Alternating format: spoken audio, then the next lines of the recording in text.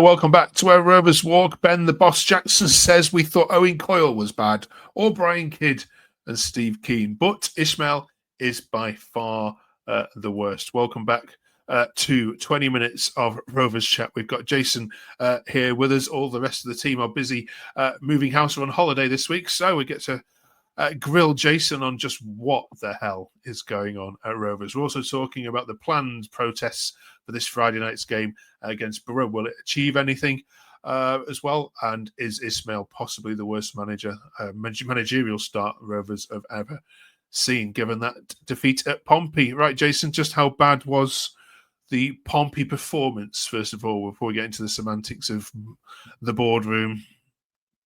To be fair, over recent games we've had worse performances. We did create chances in both halves. It's the manner we're conceding the goals at the moment. It's just purely defending. We're sort of half defending. We're getting our clearances are going 3 or 4 meters, but they're dropping to the opponent's player every time, and we players out of position. The score, every mistake's getting punished at the moment. I think that's the problem. I think on the performance, we're creating chances, but we've stopped taking them, and we're a bit miffed with the selection on Saturday. I think playing Woodrow, he showed absolutely nothing since he come in. Starting him over the player who's more likely to get us goals at the moment in McTargay was a bit of a strange one for me, and it proved when he ended up taking him off after an hour, so having done nothing. So yeah, there's lots of tweets we could share about the performance. This is one I wanted to get your opinion on. Kyle says, struggling to understand what the formation is, what the game plan is, who are the leaders on the pitch are, what other team has brought in a new manager and lost 4, drawn 1 and scored 2. Shocking times at the moment, struggling to see where the next 3 points are coming from. I'm sure you agree with lots of that. But on the formation bit and the game plan, I've tried to watch a few Blackburn games to try if I can understand it. But do you? What is the formation? What is the style of play that he's trying to make you?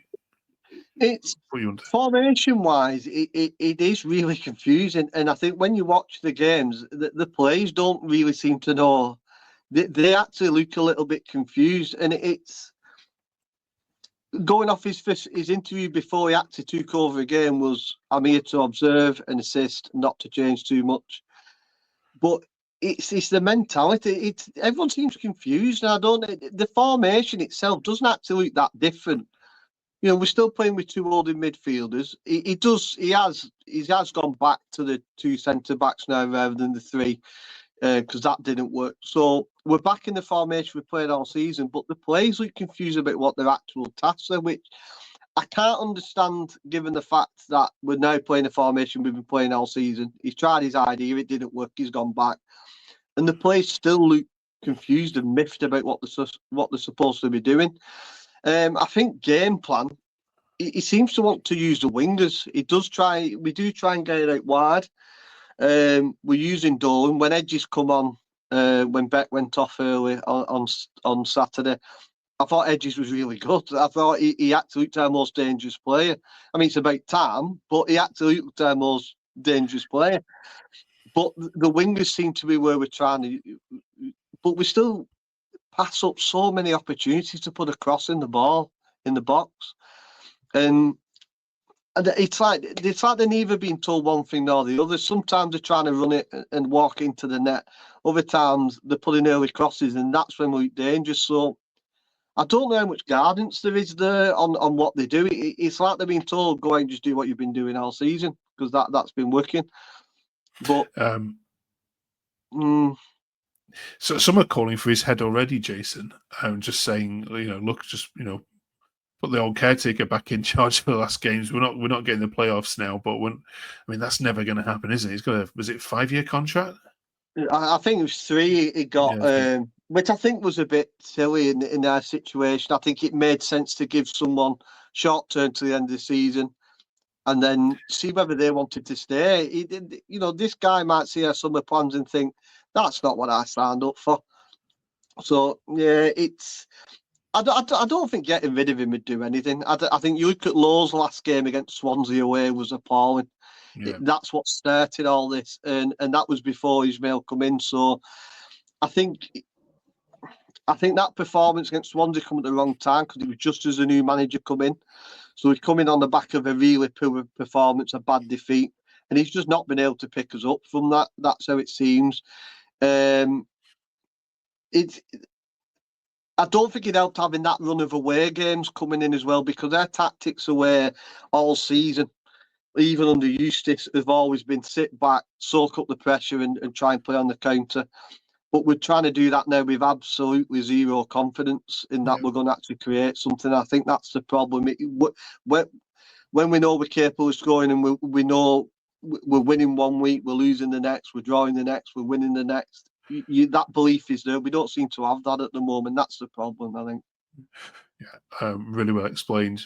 Cheers, Jason. Now, on the back of all of that, there's been the planned protests because you're on TV this Friday night against the Borough. First of all, do you personally believe that these things can have an impact? And should it be done for a televised game? And what do you make of it all?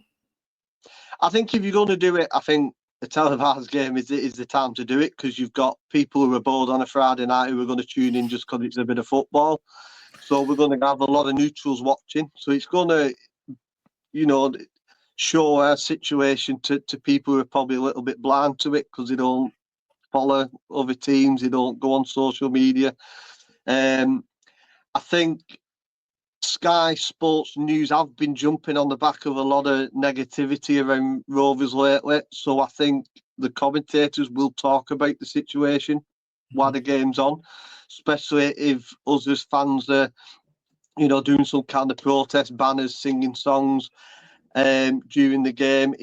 Especially if we go 1-0 down, it's going to go very, very hostile, and it's going to be hard to ignore that atmosphere when you're commentating. So I think it's the right time to do it.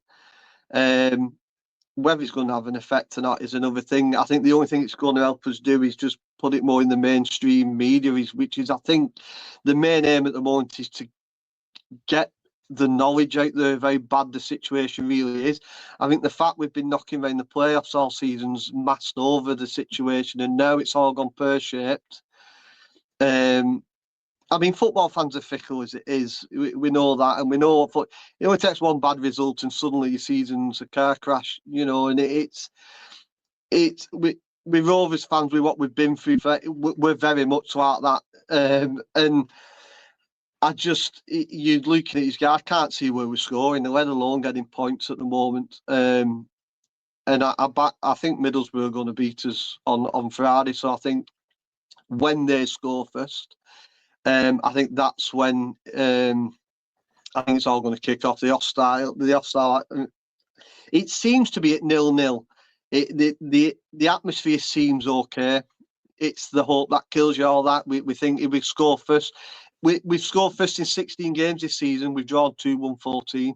We don't lose if we score. We just can't start a game confident enough. But the moment we go behind, it's game over. We don't got to get back into it. So it's going to be interesting Friday. It is. I'll be in the stands, but I'll be recording it on TV. Yeah, we'll be watching. We're watching as well. We're not going to be throwing live chickens on the pitch, are we? Though we haven't got that far yet. And do you know what? Even to this day, how the hell did they get that in the stadium? I've never been able to work that out. How no one spotted it. Was their security that bad? Joking aside, though, their court case has been put back. We hear as well to August again. So that's not looking good, is it? See, I think with the court case, I feel like a lot of Rovers fans are pinning their hopes on the court case going against them, and then being told they need to sell the foreign companies and businesses they own. And I think that's why it's getting so much attention from the Rovers fans. I think is that there's a lot of fans pinning their hopes on it not going their way, and them being told they have to sell. Because I know it's foreign investments, I believe the court case is about, and so that the fact that it is about their investments abroad is giving Rovers fans hope that they may get told they're going to have to sell us, and maybe it's possibly the only way out, because they don't look like going anywhere. They're just not getting involved with the club. They're just putting money in when they need to. And the fact that they're paying the bills is stopping any authorities getting involved. Yeah, it's no good keeping the lights on anymore, is it? When, No. when no one's at home anyway. No. Right. Yes, big games then. Borough coming up. Some big games as well. The playoffs now over for you permanently? Yeah, I think to be honest, when we lost that 5-point lead we had on 7th place, I felt that was it. I thought that was the perfect chance. We got them 2 back-to-back wins, 5 points clear of 7. Still plenty of games to go, but I just felt that was the time to go on a run, string 4 or 5 wins together, get the 8 to 9 point gap from 7th. You can then lose a game. Your head doesn't go down as much as the squad because you think there's still 6 point gap there. We just need to go grab another win and then we're good. It's the fact that we lost 2 back-to-back games. Suddenly we were 1 point outside the playoffs from being 5 points inside, and we've just dropped so quick in a short space of time because everyone's picking up around us now, and that's the problem. There's nothing to breathe the confident atmosphere into the squad. There's nothing. At half-time on Saturday, the results were going our way. If I was a manager, I'm struggling to get this squad going and saying, I'd be saying, Luke, we're still in this. Go out there and give it everything. Leave everything on the pitch. We're just not doing that at the moment. We're not dying for the cause, and that's the problem. Okay. Yeah, still only 5 points outside it. Let's not give up hope. Give up hope just yet. No, to the neutral, we're still in it. Absolutely, yeah. Fans in the know, it's done with. Okay. We've been asking this week about the Fair Play League because there have been some suggestions, perhaps, that Blackburn have been, a little bit too on the naughty side in terms of yellows and reds. I mean, what's your view on it, Jason? Do you see your side as a bit of a nasty side or not? Yeah, I think we are. I think we're physical, is what we are. I think at the moment, because our heads are down and confidence is down, we seem a foot off the pace all the time. So we're committing a lot more fouls in recent games. Silly fouls. I think, and this goes for all 24 clubs in the division, I think the standard of refereeing is not helping. I'd love to compare the yellows this season to recent seasons because it feels like Saturday he was dishing out free kicks and yellow for nothing, stupid things, and games are not flowing. It's horrible as a fan to sit there and watch a game that is stop, start. It's just so I think the standard of refereeing isn't helping because they're giving free kicks for anything, and on the cumulative side of things, you commit 3 or 4 small little fouls, you're getting a yellow card on the 4th, 5th one. Mm-hmm. So whilst there nothing fouls at the beginning, once you get an hour into the game, that player's getting booked if they keep giving these little fouls. It's persistent fouling. So I think we're physical. I think I wouldn't say dirty side. I don't think we are a dirty side. I think we're physical. I think a dirty side. I thought Portsmouth were dirty on. I don't know. Oh, they are. Yeah. Let's have a look at it, shall we? I thought Portsmouth were dirty on Saturday. Yeah, they certainly are. They're the second dirtiest side in the league. You're the 8th. I didn't know that. Yeah. It's but you're 8th. Yeah, there you are. 78 yellow cards, 3 red cards, of course, as well. Puts you 8th. So yeah, I mean, would you look at that? Would that surprise you that you are at the top or near the top of this particular division? I think we're probably pretty much better. I probably would have said around 10th myself if I was going to guess at where we were in the table.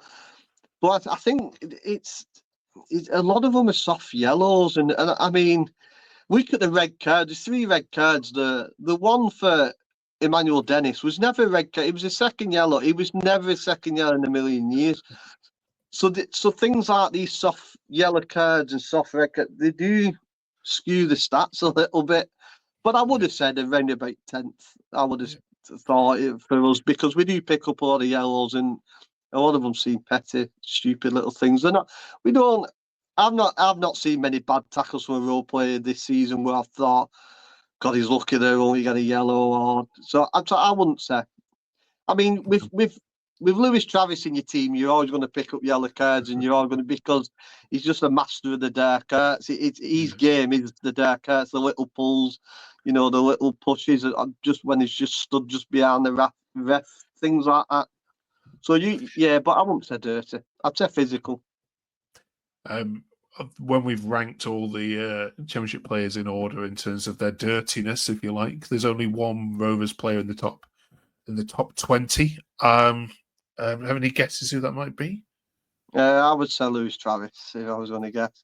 Yeah, I think he's in the top 30, but it's Tyrese Dolan actually. He's 10 yellow. Well, he got booked on Saturday. Yeah, 10 yellow cards. It wasn't the best tackle either, to be fair. Anyway, sent him into stands, but Dolan does. Thinking about Dolan does pick up a lot of silly little yellows But I think the goal, with a forward plays, it's normally frustration they get booked for, not for being dirty. It's just hacking away at play because they're not getting a touch of the ball in it. So right. Let us know your thoughts on all of that. Finally, this week we're talking about club versus country row because it's reared its head again in terms of the international break. So, Jason, we're asking you squarely: what would you sooner see in your lifetime that's left? England win the World Cup or Blackburn win a significant trophy? Right, before I give my answer, I'm just going to say, now, with England, when they're in a tournament, I'm a die-hard England fan. I live for it, I breathe it. Friendlies and qualifiers, I don't really watch them. I don't. But when the tournament's on, I'm a die-hard England fan. And I would love to see England win just a major trophy before I die. But 15 years of this with Rovers... I just want to see. I'll take us winning the championship and going up. I will take that. I just want something to cheer about. I was talking to the other lads on the pod yesterday, and I said, my lad is 17 in July, who I go to the games with. This is all he's ever known. And the only thing he's got to go off is me constantly saying, honestly, I promise you, we were good at one point. I promise we were good. And I said, he watches videos of Santa Cruz, and he must think the decades ago, and they weren't that long ago. No. And I say it's awful for fans of his generation, and we need that generation to stay interested, to keep the club moving forward and to keep the fan base going. And if I was his age now, I'd be probably say, Dad, I've got time to change my mind. I'm going to support somebody else. So it's that generation I feel sorry for, because it's all they've ever known, and it's not. And honestly, I'll say it here, recorded, so it's in history forever. We were good at one point, I promise you. We were actually good at one point. So it's got to be Rovers winning something. We've got to get out of this room. I'll give anything. I'll sell the wife if I have to, and she'll be listening in the next room. Okay, you heard it here first. Right, let us know in the comments whether you agree with. I mean, I think our Sheffield Wednesday fan said, "Look, I'd sooner Wednesday win a throw-in than England win the World Cup." It's a very, very, very simple north-south divide when we've asked this question. The Welsh teams and the southern teams have all kind of said England, but the further north you go, we are club first, which is always good. Yeah, definitely. Right, Jason. Right, we'll be watching Blackburn this Friday take on Michael Carrick's Borough, and fingers crossed for 3 points for Rovers, get this season back on track, and then of course we'll be back with you in 7 days' time to review it all. We're also talking about the best goals from that we've seen from Rovers this season. So get your thinking caps on for that. See you next week, and don't forget to drop us a subscribe if you haven't already done so. Have a